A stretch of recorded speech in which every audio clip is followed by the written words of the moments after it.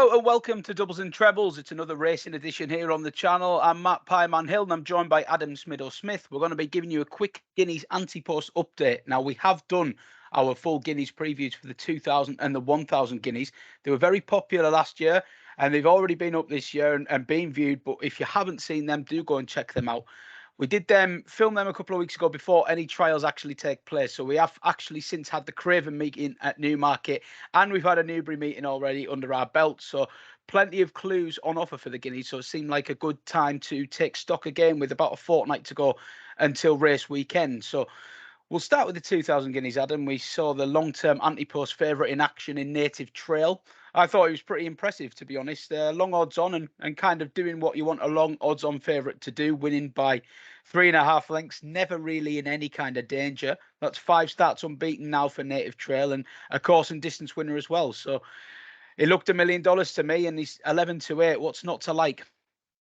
Yeah, well, I know you like him, Pine Man, and if you are on Native Trail anti-post at whatever price you may be, he's come out and had a trial, and that's all. It's always reassuring to see.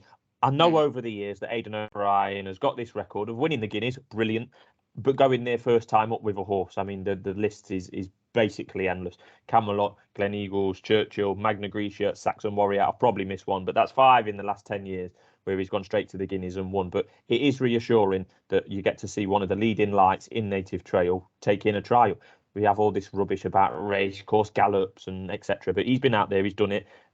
Just his mere presence in the Craven itself wasn't going to get a massive opposition to him. I think there was only 6 runners he was expected to win. He was about 1-4, and he went and did so. Pineman, as you say, I thought he looked very good, pretty much as expected in terms of what we described on our previous video. We described him winning the Dewhurst at the back end of last season, which is over 7 furlongs. This is over the same track, but just over a furlong further, at 8 furlongs or a mile. And he did similar to what he's done his whole career, really. Looks like he needs a step or two or a few strides to get organised and get going. And when he comes out the other side of the dip at Newmarket, he just stamped his authority on the race. He was never really asked a question or whipped.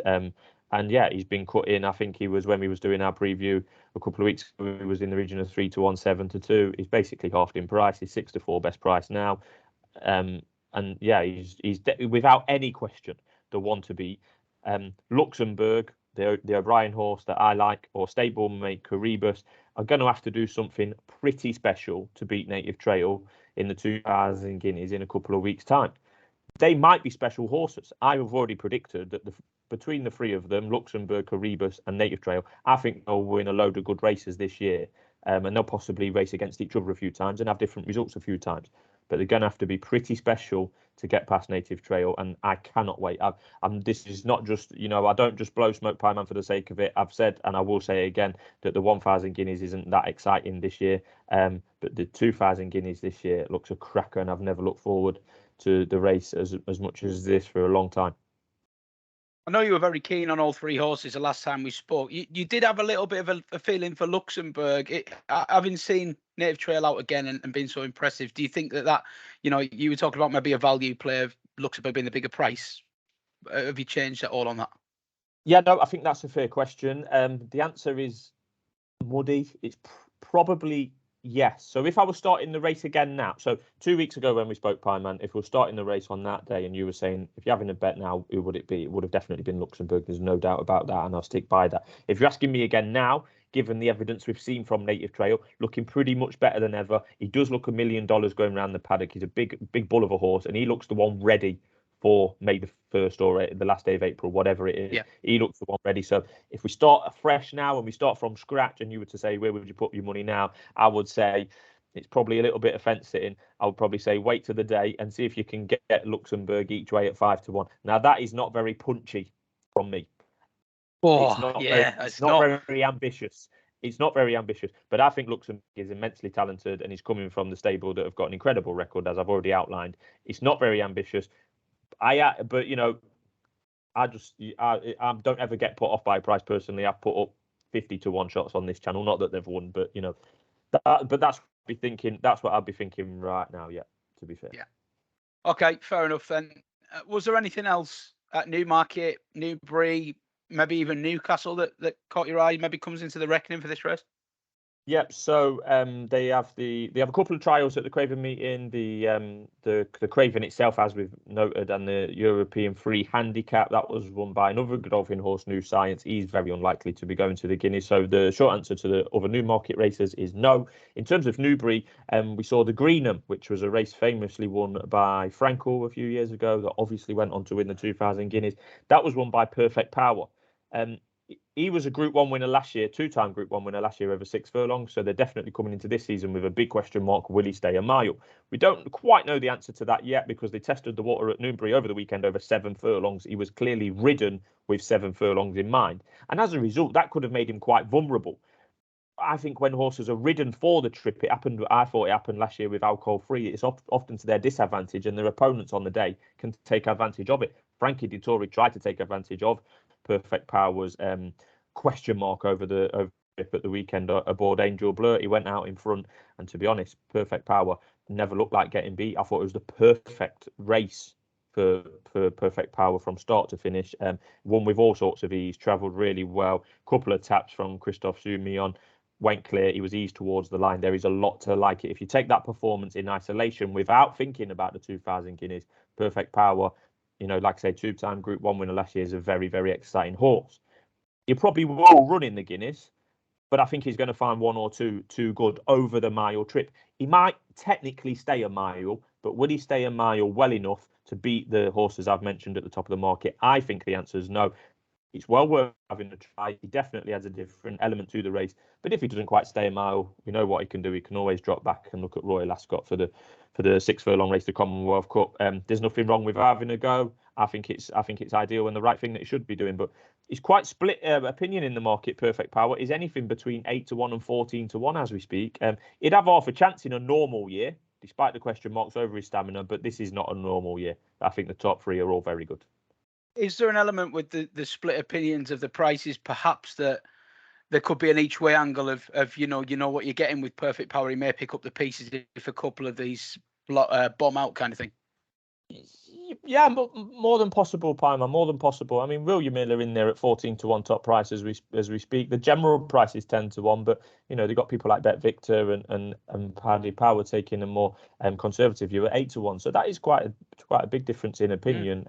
A few days before the race, and just after seeing him at the weekend. But I don't know, picking up the pieces. I'm not sure, possibly, but I just keep coming back to the top 3 in the market. I'm not going to say they're nailed on to finish first, second, and third between them, but they're really difficult to get past, in my opinion. Okay, then, yeah. So fairly unchanged on the 2000 Guineas. Let's have a look at the 1000 Guineas now. And the first thing that we should probably note is something that actually happened off the track, where I think we talked about this horse last time, Discoveries. And Jessica Harrington, the trainer, has come out and confirmed this is an intended runner in the 1000 Guineas. And I think maybe needs quick ground. Am I right in saying? Yeah, that's right. Yeah. But on our previous video, I think you said you'd be interested in her, but you didn't think that she would turn up. So I'm guessing your interest may have peaked now that she is intended to run. 100%. I'm all over Discoveries. I said on the first video, the usual MO from Jessica Harrington with even horses of the same family as Discoveries has been to stay in Ireland, and the intention was made clear in the Racing Post stable tour last Tuesday, and she said that she's an intended runner at Newmarket as long as the ground's on the quick side, and there's no reason to believe it won't be. Newmarket dries pretty quickly, it always has done, and we are going to be on the first day of May, and we've had some decent weather recently, so taken that as an assumption, a dangerous assumption at times to go against the weatherman. But yeah, taking the assumption that she's going to run at 12-1, I backed her straight away. I tweeted as much. I'm all over her. And I still think she's by far the best value in the 1000 Guineas now, even at 10-1. You can get 10-1 right now. As I said previously, I think that she probably has got the best form in the race. She's a Group 1 winner at 2. The form of that has already been backed up. Agartha and Homeless Songs ran in the Irish 1000 Guineas trial at Leopardstown a couple of weeks ago. Homeless Songs bounded clear in that and won. I think Agartha was second or third. Like I say, she's well related to a horse called Alpha Centauri that ripped up the 2019 or 2018 season for the fillies. She's going to be even better as a 3-year-old, and if it is fast or close to fast ground, that's going to increase her chances even more. I still think she's a stonking bet at 10-1 now. I really, really do. Yeah, so very bullish on that one. If we're looking more towards the top of the market, then the favourite the last time we spoke and still is Inspiral didn't run in the trial and will go straight to the race. I know you had concerns over the form when we last spoke, but that form has been boosted since then. So with Cash at third in the behind Inspiral in the Village Mile in October, and then we've seen it out to win the Nell Gwyn Stakes at Newmarket. So what did you make of that? Yeah, I mean, I can't argue that the Inspiral form that I was poo-pooing a couple of weeks ago has definitely been boosted. Cachet, like you say, won first time up in the Nell Gwyn unknown trial at Newmarket for the 1,000 guineas. That's no doubt helped the form of Inspiral and will have filled Inspiral anti-post backers with some amount of confidence. A great ride on Cachet on the day by William Buick, by the way. She's now 16-1, so she's certainly not a leading player, Cachet, but she's done everything she needed so far. Also in that race was a horse called Hello You. She was the one I took out the race, to be honest. She carried a £3 penalty for a Group 2 win at the back end of last year, so she carried £3 more than Cachet. But yeah, I think that she may well. I may well back Hello You on the day, to be honest. If she was to turn up, I think she will. She ran very much as if she would come on for the run. I know that's easy to say about a beaten horse that maybe looked like it was running out of gas late on in the race. But I do think that Connections suggested the same as well. After the race, David Locknane, the trainer, said that she's very much will be coming on for the run, and she was only apparently 80% fit. Not that I know how you can measure a horse's fitness in percentage. They can't talk, as far as I'm aware. But yeah, Hello You, not knocked about by Ross Ryan late on. She's 40-1 currently, Pie Man, for the 1,000 guineas. She's going to have to take massive leaps forward to win. I'm not saying she's going to win, but I'd certainly be interested each way. If she's in and around that price on the first Sunday in May, I'd be looking at her possibly each way. Another trial over for the 1,000 was the Fred Darling at Newbury, unlikely to have any impact on this market or the race. With the 1-2 there looking like they might be going to elsewhere like France or even the Irish 1,000 guineas and not going to Newmarket. Yeah, so Hello You want to keep on the radar there at a big price. Adam be waiting for the price on the day though. So just to wrap it up, and unfortunately I do have to end on a bit of a sour note, I think. Your pick at a big price from our early 1,000 guineas video, Danae, was taken out of the race at the most recent entry stage, and that keeps your fantastic record of anti-post picks on this channel going. Yeah, it's really good. I mean, I put up Danae a couple of weeks ago, and there was an entry stage on the 19th of April, and she's been taken out. The writing was on the wall, though, to be honest, because she wasn't entered in any of the trials. The last run was in August. She clearly wasn't going to go from an August Goodwood Group 2 all the way into the 1,000 guineas. So yeah, unfortunately, the writing was on the wall. I'll still be looking out for her. But yeah, that's 100% of all my early Guineas selections. Which I think stands at 4 at the moment, 3 from last year, 1 from this year, not running in the actual race. So, we'll look to continue that again in about a year's time. Yeah, I mean, if that doesn't fill you with confidence for these big races, then what will? That just about does it for us on the 2,000, 1,000 guineas wrap up. Please do let us know in the comments what you're backing, and love to hear your views on the big races ahead. And if you haven't checked out our full previews with a little bit more meat on the bones, do go and check those, although do be aware that they are slightly dated now compared to the information we're giving you today.